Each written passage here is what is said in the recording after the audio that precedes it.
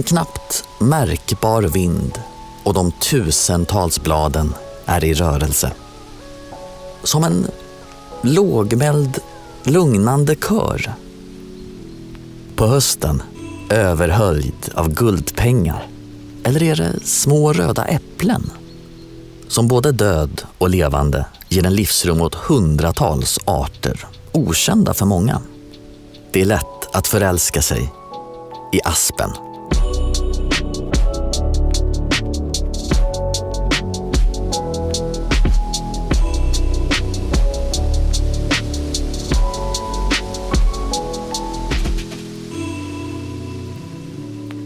Vi forskare tycker väldigt mycket om aspen därför att den har en så rik biologisk mångfald. Det är många växter och djur som finns på asp och som bara finns på aspen. Och samtidigt så är den ganska ovanlig. Av 100 träd i Sverige så är ungefär 2 stycken aspar. Sån här stol borde alla ha.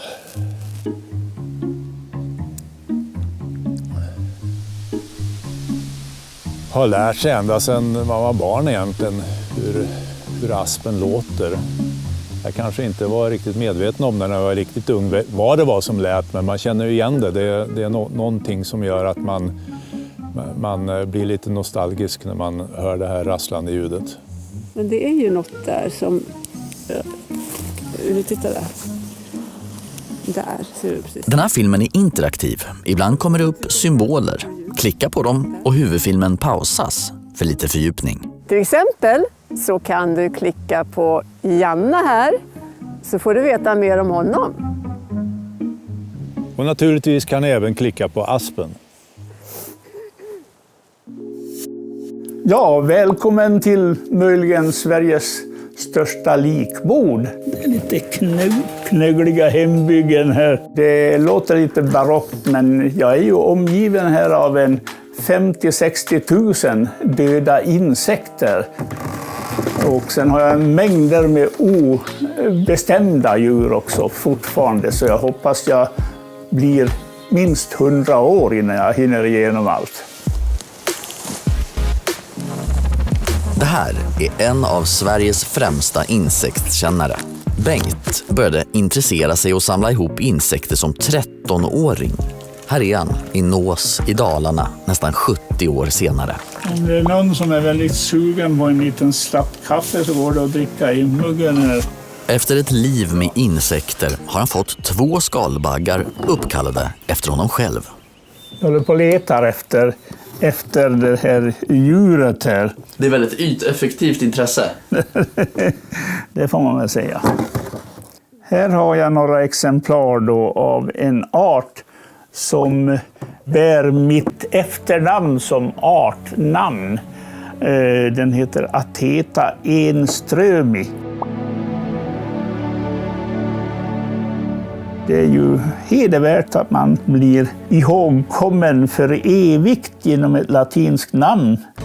Men det är inga stora saker han blir ihågkommen för, rent fysiskt. En av de 2 skalbaggarna är Europas minsta. Det är här, och det kan man möjligen urskilja en liten liksom dammkorn som sitter på varenda lapp här. Skalbaggarna omfattar 4500 arter. Vi har till exempel en art som lever på svampar som växer på älgurin till exempel. Och Baranovskiella enströmi lever inne i sporrören på säljtickan.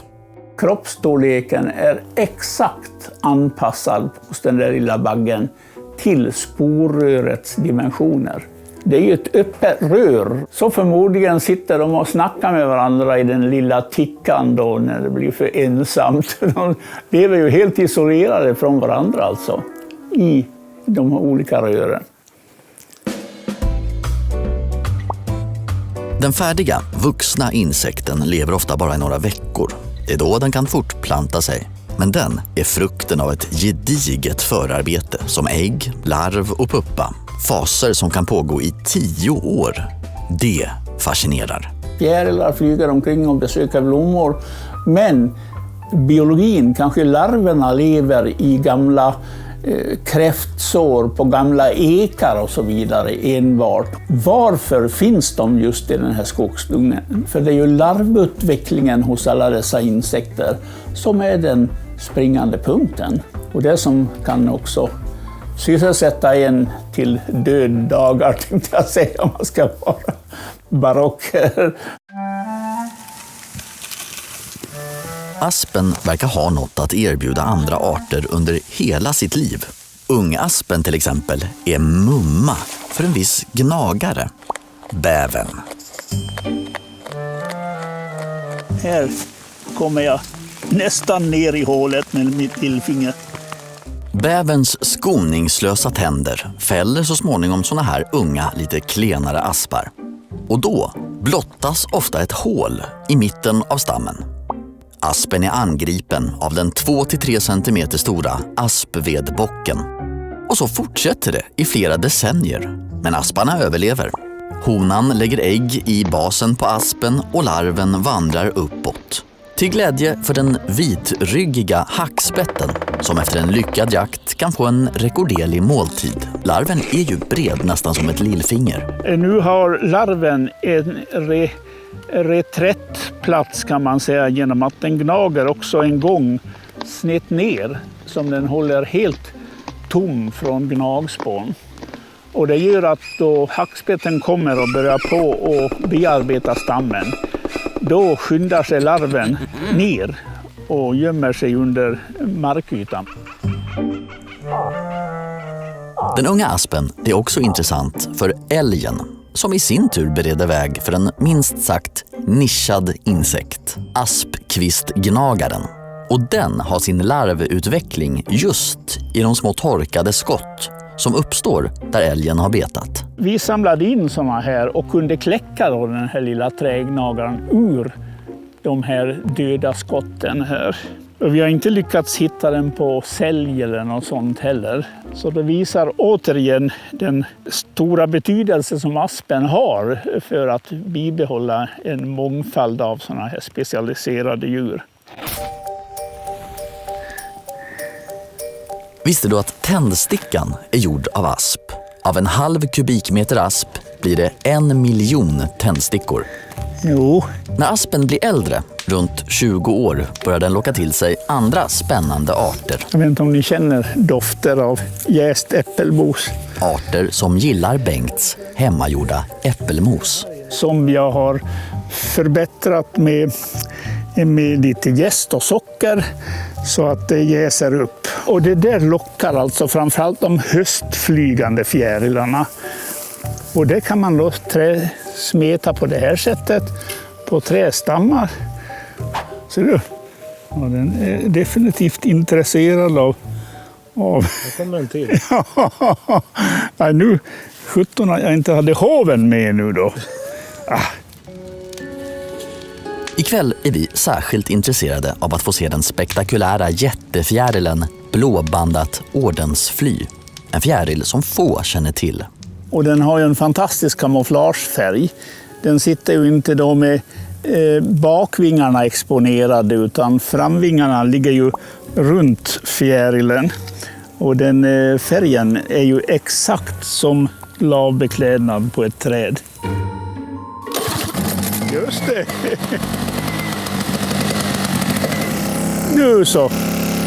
Nu är Sverige räddat. De flesta av Sveriges fjärilar flyger på natten för att para sig. Bengt har satt upp ett slags blandljus där fjärilarna dras till UV-ljus. Ser du? Där är ett nattfly. Här sitter en skalbagge istället. Jaha, ja just det. En Carabus nemoralis. De spottar ut en brun vätska som autolyserar kan man säga sina byten. Så de sörplar i sig en köttsoppa sen mer eller mindre. Den här gången blev det inget blåbandat ordensfly. Men har man 60 000 insekter hemma i arbetsrummet, då har man förstås med sig ett exemplar i ryggsäcken. Fladdermöss är ju viktiga predatorer just på de här större nattflygande fjärilarna. Det är en intressant syn när man ser de här stora fjärilarna fladdra runt ett lockbete också. Det är precis som sagt som det skulle vara en fladdermus.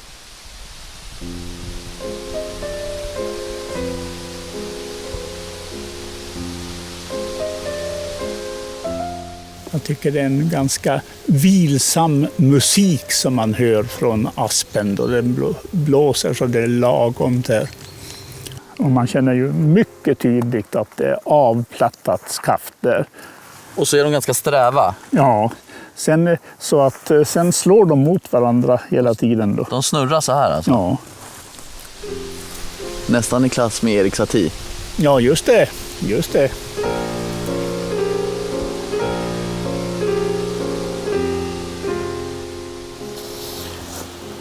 Ja, här har vi då en gammal solexponerad asp. Och den här grova barken då erbjuder en hel del livsmiljöer här genom att insekter lever inne i den här tjocka barken. Och sen är det att många insekter kan kamouflera sig i de här barkfårorna. Den här aspen, kanske över 100 år gammal, verkar ha träffats av blixten under sin livstid. I sådana här marker, runt gamla fäbodar, finns det mycket asp. Ett trädslag vars rotskott stimuleras av bränder. Under torrsomrar då man eldade i timtal för att till exempel koka mässmör. Vallkullorna tände eld på skog för att få ett mycket bättre bete. När det börjar växa svampar på en asp, då vet man att nedräkningen börjar på allvar. Asptickan till exempel växer ofta en bit upp på stammen där kvistar har dött. Ofta kommer spillkråkan och börjar hacka omkring svampen som försvagar stammen. Fågeln letar insekter som lever här. Och fågeln själv vill även bo i såna här gamla grova aspar. Så då har man då en fin inkörsport för röta och lite av varje och då blir aspen väldigt fort ett riktigt fint hålträd som en hel rad med fåglar tycker om. Och även en hel del av mina insekter. Som levande träd är aspen viktig för många arter. Men när det har dött ökar artrikedomen drastiskt. En omkullvält asp erbjuder livsrum i 50-60 år innan den blir ett med marken där den vilar. Och de allra flesta insekter lever på död asp. Så, går vi in i godisburken här. En av dem är den gråbandade barkbocken. Vi ser här har vi ju flera kläckhål här där den har gått ut. 1, 2, 3, 4, 5, 6 och så vidare. 7 larven lever först under barken men ganska snart så går den in i veden. Men den här då breder vägen sen för en rik fauna. Gröna aspvedbocken kan komma efteråt på de här grova asparna. I en sån här bit nydöd aspbark finns mer än man kan tro. När Bengt är ute i fält skär han loss en bit bark och tar med hem och förstorar intrycken. Jag tror att det är säkerligen 10 olika arter av skalbaggar som jag har påträffat på det här sättet. Och här inne så springer såna här små skalbaggsarter som är 0,5 millimeter och upp till 1 millimeter. Så det där är ju så oerhört fascinerande.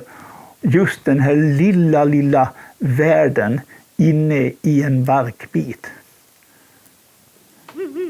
Omkullvälta aspar, lätt tillgängliga för oss nere på marken, visar att den har varit ett populärt tillhåll för fåglar. Här är ju ett veritabelt höghus. Vi har stamhål på stamhål på stamhål hela vägen upp här. Här är det så pass stort hål som man skulle kunna nästan tänka sig att en slaguggla kunde krypa in.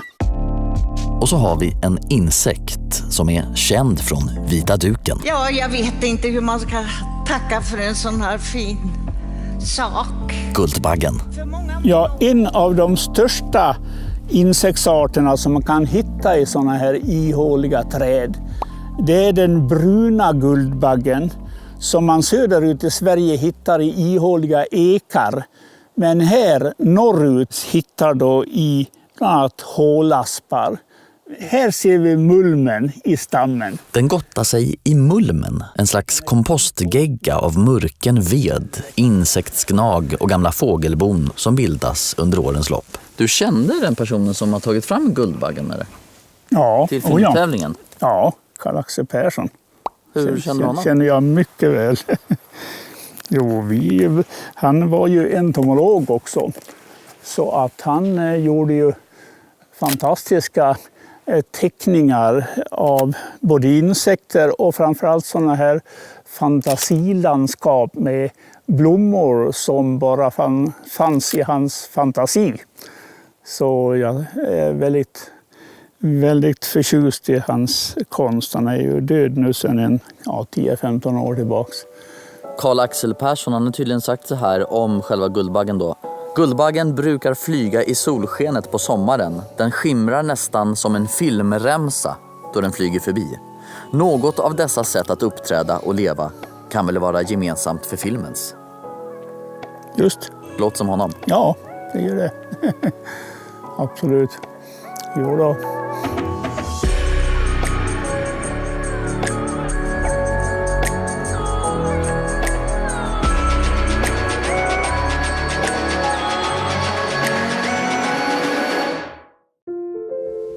Visst är den ståtlig? Det här är ett asprikt område så att en sån här den kan se ensam ut. Men det finns många andra aspar där arterna kan sprida sig emellan. Då kan de arterna som sitter på aspen ha möjlighet att sprida sig till andra aspar. Så det är bra här att det finns mycket aspar. Om man sparar lite av allt så är det risk att det blir för lite av allting. Där nere växer det mycket asp. Ett bestånd i Norduppland som snart ska avverkas.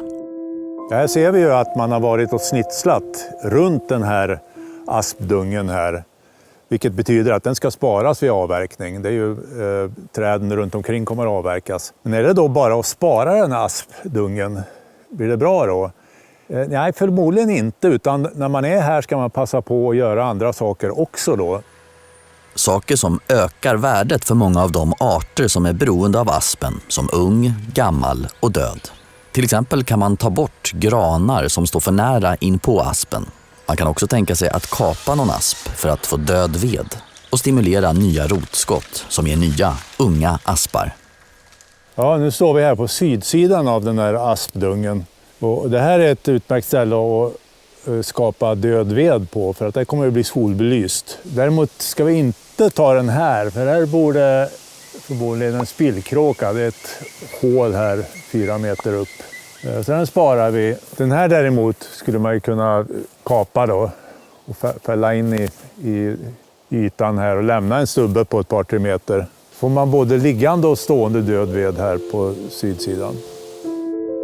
Det finns 3 enkla saker att hålla utkik efter för att avgöra om en asp borde sparas. Man behöver inte veta någonting om arter egentligen, men hittar man en asp som den här där det är mycket lavar och mossor, då är den bra att välja.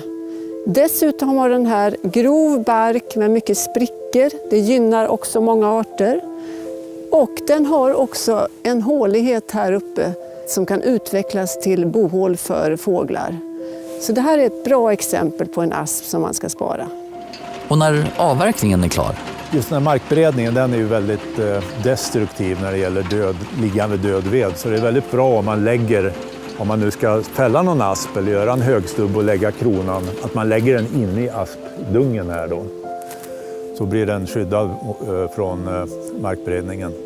Det är så vackert. Alltså man ser så mycket i luppen som man aldrig ser annars. Det är också bra att inte plantera andra trädslag för nära.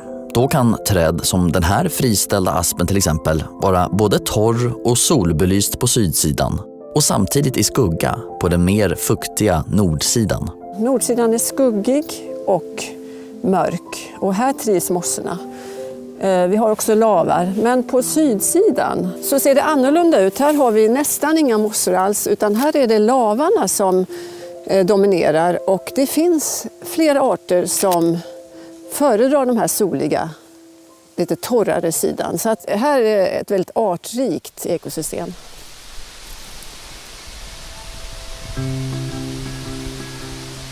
Okej, aspen. Ett smycke för ögat och vilsam för örat och själen. Och ett av de träd som är allra viktigast för mångfalden i våra skogar. Ett 1000-tal arter är mer eller mindre beroende av aspen. Inte minst Bengts alla insekter. Aspen är ett kostnadseffektivt naturvårdsträd. Man får inte så mycket betalt för aspvirke, samtidigt som det gynnar många arter om trädet får stå kvar. Behåll stora, gamla aspar när du avverkar och sköt skogen så att aspen kan föryngra sig. Ett sätt är att göra någon högstubbe i söderläge som då ofta skickar ut många rotskott. Spara även mindre aspar så att det finns en blandning av olika åldrar. Du behöver inte kunna en massa om arter för att göra rätt. Var särskilt rädd om gamla hålträd och aspar med mycket mossa på nordsidan. Där, i skuggan, trivs många mossor. Många arter på aspen gillar sol, så plantera inte för nära och röj och gallra gärna runt några av asparna. Det är vanligt att aspar som sparas på ett hygge naturligt blir död ved eftersom de blåser omkull. Och det är bra, för flera arter trivs ju på döda än levande aspar. Om det finns mycket asp i din skog är det extra bra att spara aspar. Då finns många sårbara arter som är beroende av aspar redan på plats och de kommer att gynnas av din hänsyn.